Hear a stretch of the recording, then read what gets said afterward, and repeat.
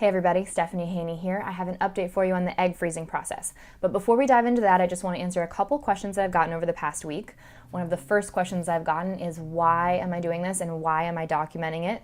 There's a very easy answer to that question. I have always dreamed about having a big family, and the timing has just never been right for me up to this point in my life, and it's still not right for me right now.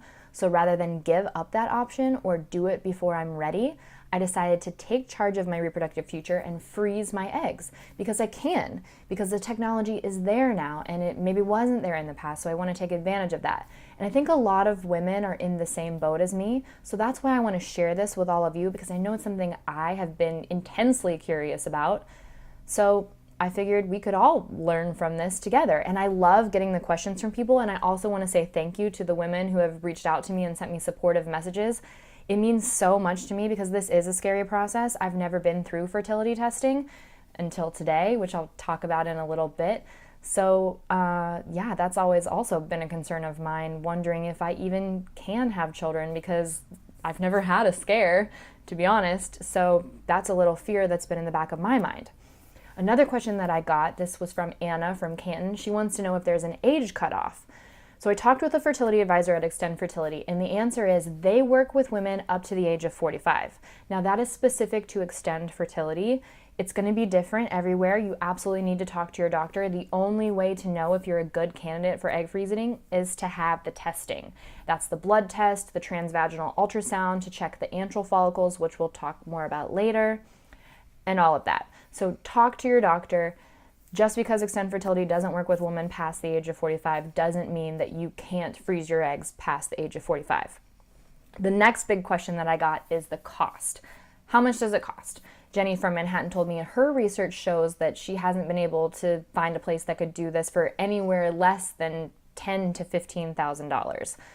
So it is about that ballpark potentially at Extend Fertility. Let me break it down for you.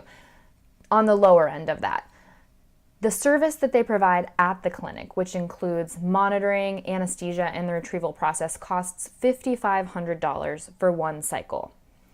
If you need another cycle and don't get enough eggs, if you don't get the estimated minimum amount of eggs that they predict that you'll receive, you get a discount on second cycles, which would be $4,000 plus the cost of medication. I am getting a discount for documenting this, so I'm not paying quite that much, but that is the cost if you're going to do it at Extend Fertility. There is also a cost for medications. Now, depending on how many hormone injections you need, that can be anywhere from $2,000 to $5,000. They also work with your insurance and let you know if your insurance will cover any of it, because they have a financial advisor at Extend Fertility who will break that all down for you. And they have different programs that might be available if you fall within a certain income bracket, where you might be able to get up to 75% of the pharmaceutical costs covered, meaning the cost for the injections. The other cost to consider is long-term storage. This can be anywhere from $100 to $450 per year. Extend Fertility works with a company called New England Cryogenics, and they charge $450 per year, but you do not have to go with that company. That's just who they go with based on what they've seen in the industry and who they think is a good fit for their clients. So that's the breakdown of the cost. Now, I just left my initial assessment at the clinic, which was my first in-person appointment. That didn't cost anything. The only thing that cost me is a $45 roughly fee to have my blood test sent out to a lab. Before Extend Fertility charges you anything, you have had a total of 3 appointments. One on the phone with a fertility advisor, one in person, which is what I just left, to have your blood tested and to have a transvaginal ultrasound, and then another 1-hour consultation with a doctor to go over your results from that blood testing and the transvaginal ultrasound to see what you can expect and how many eggs you're likely to produce if you choose to go forward through a cycle. So you don't pay anything except for that blood test lab fee until your 4th appointment with Extend Fertility, which is where they teach you how to inject the hormones. Okay, so that covers the questions that I've gotten up to this point. Please keep sending me questions. Now to my update. I just left my first in-person appointment with Extend Fertility in Manhattan, and the purpose of that was for me to get my blood tested to check my anti-Müllerian hormone levels, and also to have a transvaginal ultrasound to check my antral follicle numbers. That's a lot of sciencey stuff. Here's the deal. AMH is secreted by your eggs. If you have a higher level of AMH in your blood, that means that you're likely to have a higher ovarian reserve, which is eggs that are sitting in your ovaries that can potentially grow to maturity and be retrieved. Because the purpose of this whole process is to get as many as possible. So that's one part of it. So I'll get those results back very soon. The other part of it was the antral follicle count test, and that's done as a transvaginal ultrasound, which I'll explain more after you watch this. Okay, this is it. I am walking into my very first appointment in person with Extend Fertility. I am about to get my blood drawn and have an ultrasound taken to see how successful I will be at egg freezing. Here we go.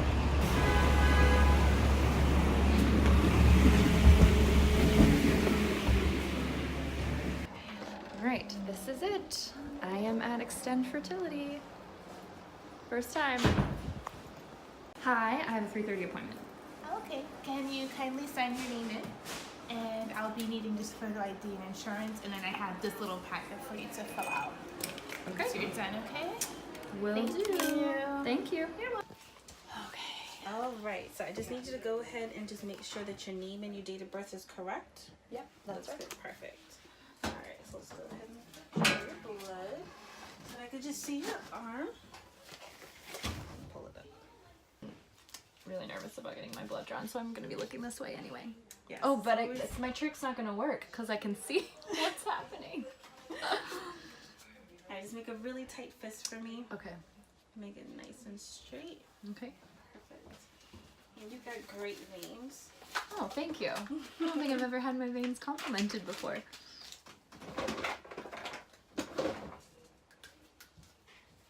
So the purpose of this is to test my anti-Müllerian hormone levels. Is that right? That is correct.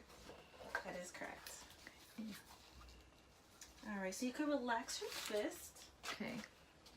So after this, you're gonna have a transvaginal ultrasound. All right, so we recommend you to go ahead and empty out your bladder just because it makes it more comfortable for you and easier for the sonotech to see your ovaries and your uterus, okay? Okay. All right, so if you could just bend your arm. Bend. Yeah. Yeah, I'll probably. Oh, all the way? Mm-hmm. Got it. Is that it? Yeah, that's it. So you put a band-aid bad. on. Wasn't that bad, right? Nope. Not that bad. I should take selfie videos every time I'm getting my blood drawn. Huh? I should take selfie videos every time I'm getting my blood drawn. Why not, I'm very right? distracted. Alright, let me see. Perfect. Alright, so go ahead and empty out your bladder and then we'll call you in for the ultrasound, okay? Okay, sounds good. Okay, I am in the ultrasound room. Just gonna get this set up so that you guys can watch me get a ultrasound.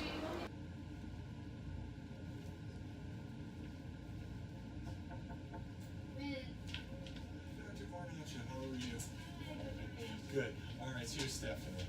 All right, so what we're going to do today is we're going to do an ultrasound to look at what we call your antral follicle count. So we're going to count the number of little follicles on your ovaries, and that gives us an estimation how your ovaries are functioning. Okay. And you had your blood drawn today for your AMH level? I did, yep. Okay, Just good. had that done. So I'm going to do a vaginal ultrasound. Have you had one before? I don't think I have. Okay. So what I do is this the vaginal probe. There's a clean condom on it. We put a little gel on the top, and only the top of the ultrasound probe goes in, not the whole thing. Or any surgeries on your uterus or vagina? Nope. So I'll ask you to lie back. Slide all the way to the end of the table until you feel like you're sort of hanging up.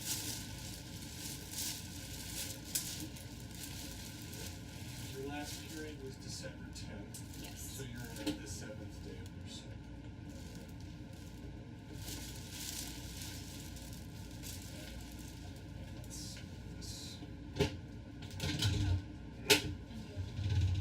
That's fine.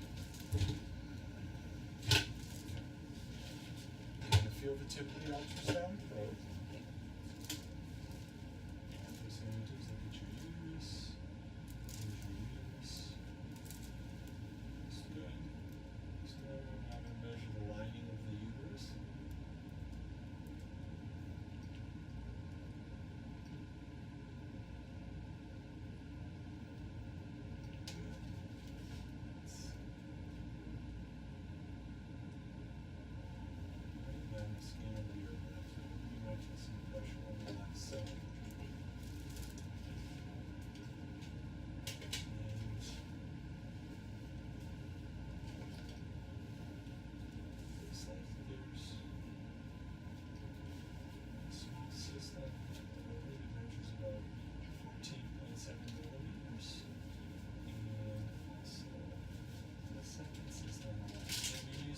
medication in the past? No, I was on birth control until like 5 weeks ago.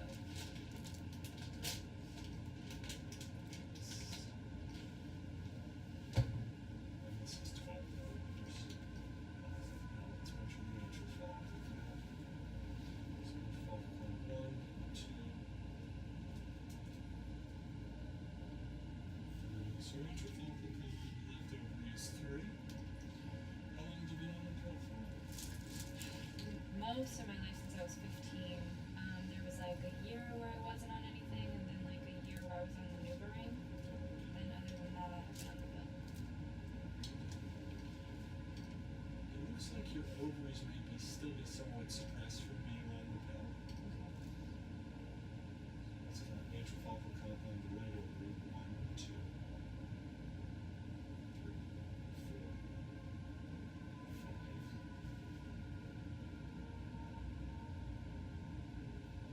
6.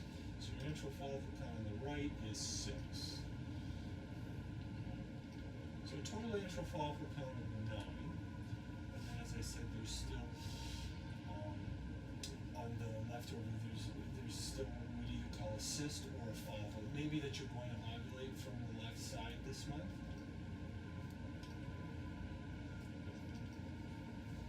With the ultrasound probe. But I probably would recommend repeating this once you've been off the pill for at least another month or 2. So you've gone off the pill in preparation to do egg freezing? Yeah. Right, so I would probably, depending on what your AMH level is, we might want to consider just repeating the antral follicle count in a month. Just give the ovaries a chance to, wake up, so to speak. Okay. Okay. What's a normal number? The normal number is 8 or greater, so yours was 9, Okay. but it's sort of right at that baseline level. So it might be that once you've been off the pill, that number is going to go up as the ovaries sort of get rid of the effects of the birth control pill and sort of wake up on you. Okay, good. So you can push back and sit up. The fertility advisors will schedule you a follow-up appointment with one of the doctors, and at that appointment we'll go over the AMH blood test that we also do. All right? Okay. All right. Take care. Thank you very much. Have a good day. Thank you.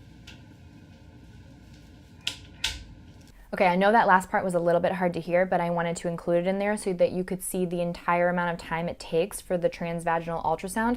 So quick, just a couple of minutes. I think I actually waited longer for the doctor to come in because they were giving me extra time to set up my camera. So the point of that ultrasound is to check the number of antral follicles within my ovaries. Your antral follicles are in your ovaries, and those are the place where eggs grow to maturity. So if you can know how many of those you have a likely estimate of your ovarian reserve, because we have all of the eggs we're ever going to have for our entire lives in our ovaries when we're born. Now, antral follicles have gotten to the point in their growth stage where you can actually see them in the ultrasound. So normally in a cycle, without the use of fertility drugs or anything like that, only 1 or 2 of those will mature to the point that it has a mature egg inside that's ready to be released and ovulated, and you can get pregnant naturally. Now, the point of hormone injections in this process is to get as many of those antral follicles to grow to maturity as possible so you can retrieve as many eggs as possible. So here's what the doctor told me. I have 3 on my left and 6 on my right, which is not low for my age, but it's definitely not high. And he thinks that my ovaries may still be suppressed from over 15 years of taking birth control. So his initial recommendation was that I might have to wait another month, come back in, have another transvaginal ultrasound, and see if the number of antral follicles has increased, to see if my ovaries have woken up, as he put it. Now, I won't know anything for sure until I go back on the 26th to get the results of my blood test, which will tell me what my AMH levels are, because antral follicles also produce a higher level of AMH to get into our bloodstream. So that's what I'll do on the 26th. When I go back on the 26th, I'll see my fertility advisor again. She told me today when I saw her that tomorrow was going to be her egg retrieval. So I'm wishing her all the best of luck with that and hoping she had a very successful egg retrieval with tons of eggs to freeze and potentially make into future babies. So for me, next step is going back December 26th, getting the results of my blood test, and then having a doctor sit down and really explain to me in greater detail what that transvaginal ultrasound showed in conjunction with my blood test results, because you need to have them both in order to get the full picture. So If you have questions for me, now is a great time to send them to me because that appointment that I'll have with that doctor is going to be an hour long. So it's a great opportunity for me to really dive in with her, get into some really specific questions. So please send them to me, follow along, subscribe, let me know what you're thinking, and I will have the next update for you on December 26th. I'm Stephanie Haney. Thanks for following along with me on my journey.